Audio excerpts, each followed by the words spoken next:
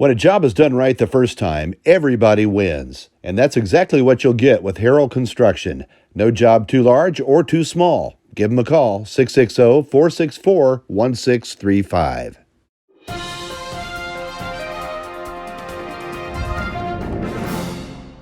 Maybe, just maybe, we can dry out a little before rain returns this coming weekend. Your forecast is coming up. As Missouri prepares to relax a little next week per Governor Parson's reopening of Missouri plan, it may be a little more complex than what we think. First, it's good news to think we can go back to what is more of a normal type of life. Per the governor's order, we can assemble in large groups, but we must maintain social distancing. And that's fine as long as we're all standing in the street. But what about businesses? Well, that will be up to them. And we're finding that most all businesses and other groups are working to put up signs and otherwise get the word out about how many people can be in their store and what other guidelines they're going to have. This is going to be touch and go for a while. Everyone's patience is greatly appreciated.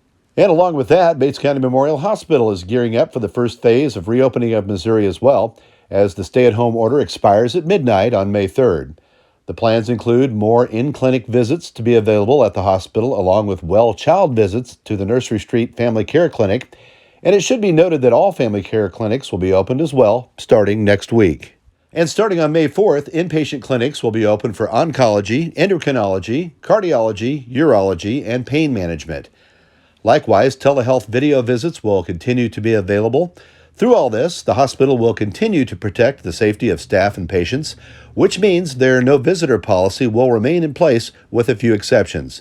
Feel free to hop on bcmhospital.com for all the details. Also, the lobby of the Butler City Hall will remain closed May 4th.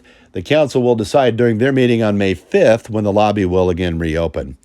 And again, everything will be touch and go for a while. As the list of local businesses and offices planned to reopen grows, we will try to relay that information to you as we can. However, we recommend calling ahead or checking their Facebook page first before heading out.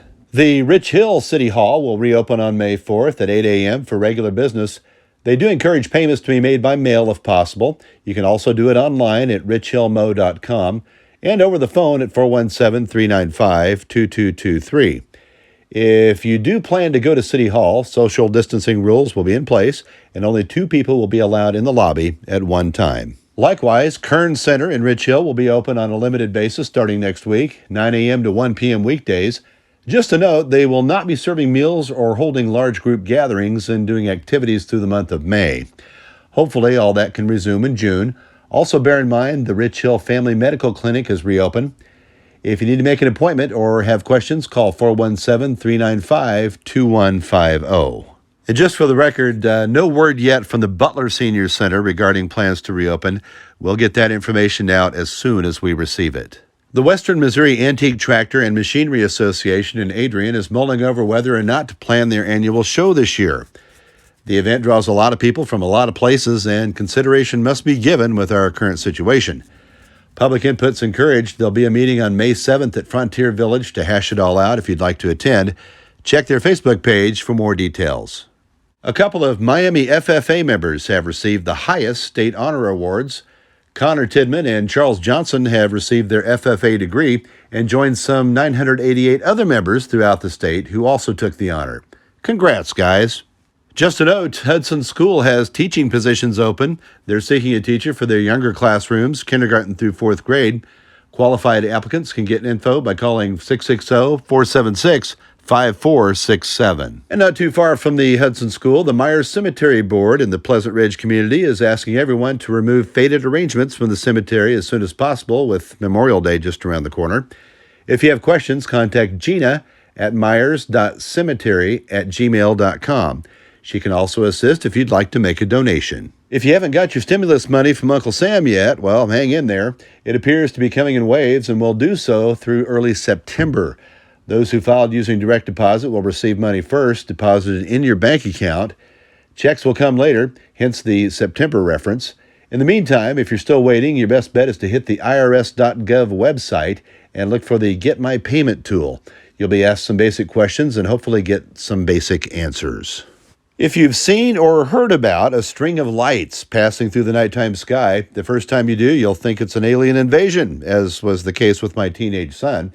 Anyway, it's the Starling Satellite system, courtesy of Elon Musk, a set of roving satellites put in place to provide internet to various places around the world. And the best time to see them is right after sunset, when it's dark enough to see the sun reflect off them, as they're about 300 miles above the Earth, whizzing along at 17,000 miles an hour. They're only visible for a few minutes every couple of days. If you want to find out the best time to see them, do an internet search for "When will Starlink satellites be above me?" and you'll find the N2YO website with all the info.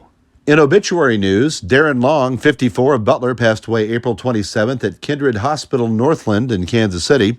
Services will be 10 a.m. on May 4th, with visitation beginning at 9 a.m. at Schoengert Funeral Chapel in Butler. Online condolences may be left at schoengertchapel.com. And weather is brought to you by Right Choice Truck and Tire. Make your first choice the right choice. Sunshine on tap today, high in the lower 70s with light winds as compared to yesterday. A few clouds move in tonight, but we'll be back to mostly sunny tomorrow with a near-perfect high of 78. We'll stay in the lower 80s for Saturday with a slight chance of showers, then a better chance of rain, maybe some thunderstorms on Sunday with a high in the lower 70s. And that is Bates County Live News for now. Stay safe.